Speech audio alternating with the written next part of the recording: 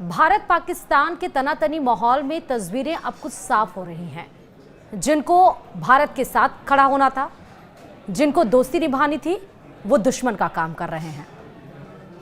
भूकंप के समय जब हमने ऑपरेशन दोस्त चलाया और हमने इंसानियत निभाई, कोविड काल में हमने वैक्सीन से लेकर मेडिसिन सप्लाई की, वो देश पाकिस्तान के साथ हमेशा खड़ा रहा है। लेकिन ऑपरेशन दोस्त के बाद हम उम्मीद कर रहे थे कि हो सकता है तुर्की या अजरबैजान वो भारत का साथ दे, आतंकवाद के मुद्दे पर मुखर हो, लेकिन ऐसा नहीं हुआ।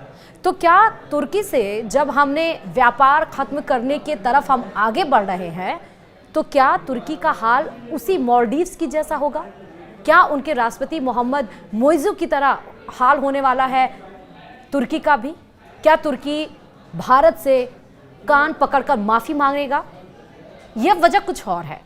और तुर्की और भारत के बीच में संबंध कब स्थापित हुए? क्यों तुर्की पाकिस्तान का हमेशा से साथ देता रहा है? सब कुछ डिटेल्स आपको इसी वीडियो में पता चलेंगे।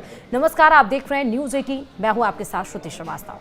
ऑपरेशन सिंदूर के दौरान पाकिस्तान की मदद करने और पाक और पीओके स्थित आतंकी ठिकानों को ध्वस्त करने के भारत के कदम की आलोचना करने की वजह से तुर्की और अजरबैजान के साथ भारत के व्यापारिक संबंधों में तनाव आता दिख रहा है। लोगों ने तुर्की और अजरबैजान के बहिष्कार का ऐलान कर रखा है। इसमें बड़ी संख्या पर्यटकों की है जो अपने यात्राओं को स्थगित कर रहे हैं और टिकट कैंसिल करवा रहे हैं। बता दें कि बड़ी संख्या में भारतीय सैलानी छुट्टियां मनाने तुर्की और अजरबैजान जाते रहे हैं। कुछ ट्रैवल वेबसाइट ने भारतीयों को जरूरी न होने पर तुर्की और अजरबैजान की यात्रा करने से बचने की सलाह दे रखी है और इस तरह पूरे के कारोबारियों ने तुर्की से सेब नहीं खरीदने का फैसला किया है।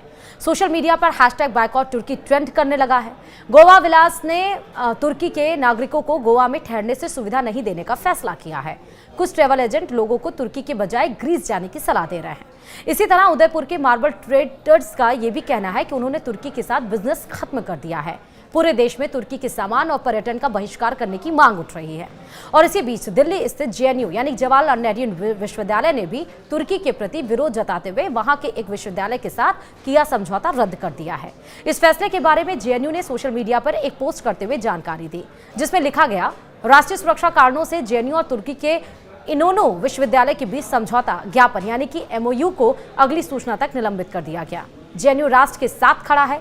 इसके अलावा इज माई ट्रिप और इक्सगो जैसे ऑनलाइन यात्रा मंच ने इन देशों की यात्रा के खिलाफ परामर्श जारी किया। वास्तव में भारतीय कारोबारियों ने भी तुर्की के सेब और संगमरमर जैसे उत्पादों का बहिष्कार करना शुरू कर दिया। दरअसल भारत ने 22 अप्रैल को कश्मीर के पहलगाम आतंकी हमले के बाद पाकिस्तान और उसके कब्जे वाले कश्मीर में 9 आतंकी ठिकानों के नष्ट करने के लिए 7 मई को ऑपरेशन सिंदूर शुरू किया था। इसके बाद पाकिस्तान द्वारा किए गए आक्रमण का जवाब ऑपरेशन सिंदूर के तहत दिया गया। भारत और पाकिस्तान ने पिछले शनिवार यानी कि 10 मई को शाम 5 बजे से जमीन, हवा और समुद्र पर सभी तरह की गोलीबारी और सैन्य कार्रवाइयों को रोकने के सहमत बनने की घोषणा की थी। संघर्ष के दौरान पाकिस्तान ने भारतीय सेना प्रतिष्ठानों को निशाना बनाने के अपने असफल प्रयासों में तुर्की के ड्रोन का इस्तेमाल किया था। तुर्की और अजरबैजान दोनों देशों ने पाकिस्तान और उसके कब्जे वाले कश्मीर में आतंकी ठिकानों पर भारत के हमले की आलोचना की थी। तुर्की और अजरबैजान को भारत से कितना निर्यात हो रहा है, वो सबसे पहले आपको बताते हैं। भारत का तुर्की को निर्यात अप्रैल 2024 से फरवरी 2025 के दौरान $5.2 अरब रहा, जबकि 2023 से 2024 में ये $6.65 अरब था। यह भारत के कुल $437 अरब के निर्यात का सिर्फ 1.5% है। वहीं भारत का अजरबैजान को निर्यात अप्रैल 2024 से फरवरी 2025 के दौरान मात्र $8.6 करोड़ रहा, जबकि 2023 से 2024 में यह $8.96 करोड़ था। यह भारत के कुल निर्यात का मात्र 0.02% है। तुर्की और अजरबैजान से भारत का कितना आयात है, वो भी आपको बताते हैं।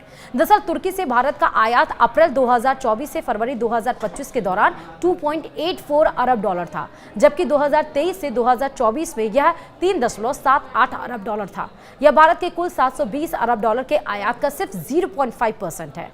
वहीं भारत में अजरबैजान से आयात अप्रैल 2024 से फरवरी 2025 तक 19.3 करोड़ अरब था, जो 2023 से 2024 में 7.4 अरब यानी भारत के कुल आयात मात्र 0.002% था। साफ है कि भारत का दोनों देशों के साथ व्यापार अधिशेष है। तुर्की से क्या क्या अब आयात और निर्यात होते हैं वो भी आपको बताते हैं।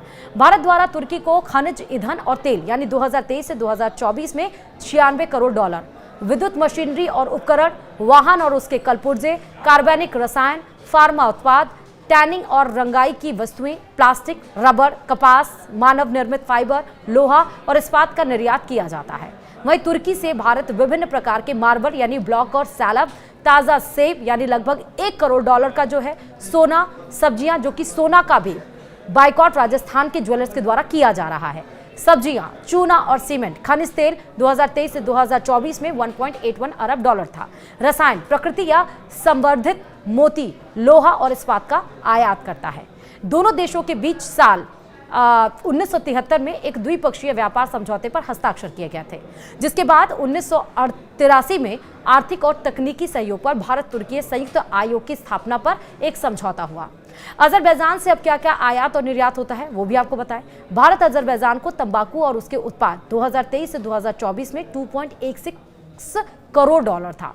चाय, कॉफी, अनाज, रसायन, प्लास्टिक, रबर, कागज और पेपर बोर्ड और सेरेमिक उत्पाद का निर्यात करता है। वहीं भारत में अजरबैजान से पशु चारा, जैविक रसायन, आवश्यक तेल और इत्र की हम बात करते हैं और कच्ची खालें और चमड़े अप्रैल से फरवरी 2024 से 25 के दौरान 15.2 लाख डॉलर आता है। तो वहीं भारत साल 2023 में अजरबैजान के कच्चे तेल के लिए तीसरा सबसे बड़ा देश था। वर्तमान में तुर्की में लगभग 3000 भारतीय नागरिक हैं, जिनमें 200 छात्र शामिल हैं और इसी तरह अजरबैजान में भारतीय समुदाय के लोगों की संख्या 1500 से ज्यादा है। पाकिस्तान तुर्की दोस्त अच्छा, अब आपको बताते हैं, ये सब हमने आपको बताया कितना आयात, कितना निर्यात, क्या क्या होता है।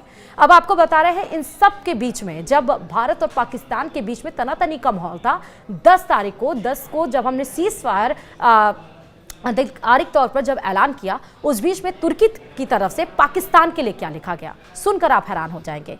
तुर्की की तरफ से लिखा गया, पाकिस्तान तुर्की दोस्ती जिंदाबाद।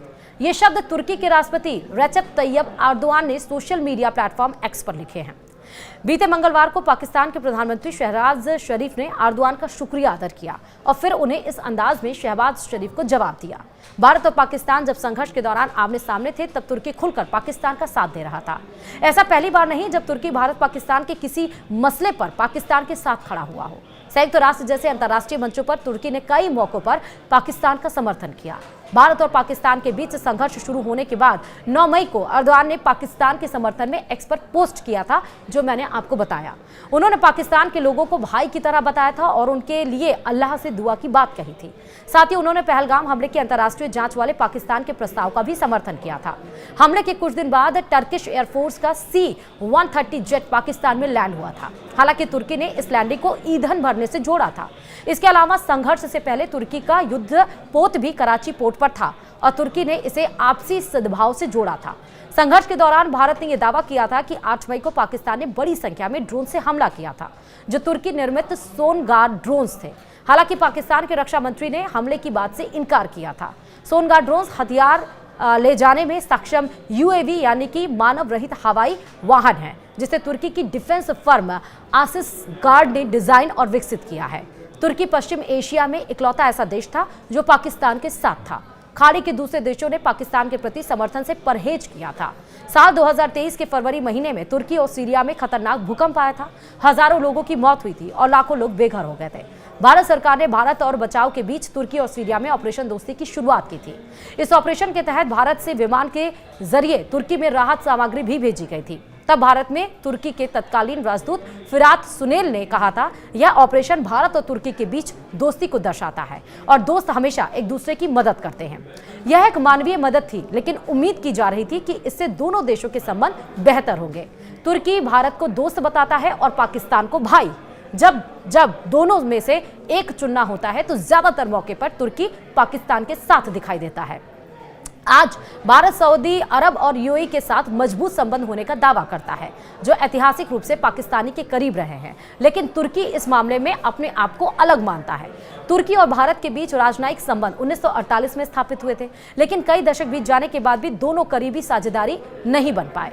तुर्की और भारत के बीच तनाव की 2 अहम वजह मानी जाती है। पहला, कश्मीर के मामले में तुर्की का पाकिस्तान की तरफ झुकाव और दूसरा, शीत युद्ध में तुर्की का अमेरिकी खेमे में होना, जबकि भारत गुट निरपेक्षता की वकालत कर रहा था। शीत युद्ध संयुक्त राज्य अमेरिका और सोवियत संघ के बीच 1947 से 1991 तक का एक लंबी राजनीतिक और सैन्य प्रतिस्पर्धी थी। जब शीत युद्ध कमजोर पड़ने लगा तब तुर्की के पश्चिम परस्त और उदार राष्ट्रपति माने जाने वाले तुरगत ओजाल ने भारत से संबंध पटरी पर लाने की कोशिश की थी। 1986 में ओजाल ने भारत का दौरा किया था और इस दौरे में ओजाल ने दोनों देशों के दूतावासों में सेना के प्रतिनिधियों के ऑफिस बनाने का प्रस्ताव रखा था। इसके बाद 1988 में भारत के तत्कालीन प्रधानमंत्री राजीव गांधी ने तुर्की का दौरा किया था। राजीव गांधी के दौरे के बाद दोनों देशों के रिश्ते कई मोर्चों पर सुधरे थे, लेकिन उसके बावजूद कश्मीर के मामले में तुर्की का रुख पाकिस्तान के पक्ष में ही रहा, इसलिए रिश्ते में नजदीकी नहीं आई। 2014 में नरेंद्र मोदी भारत के प्रधानमंत्री बने और 2014 में ही एर्दोआन प्रधानमंत्री से राष्ट्रपति बने। 2017 में एर्दोआन राष्ट्रपति के रूप में भारत आए, लेकिन प्रधानमंत्री नरेंद्र मोदी कभी तुर्की के आधिकारिक दौरे पर नहीं गए। 2019 में पीएम मोदी को तुर्की जाना था, लेकिन यूएनजीए में एर्दोआन के कश्मीर पर बयान के बाद यह दौरा टाल दिया गया था।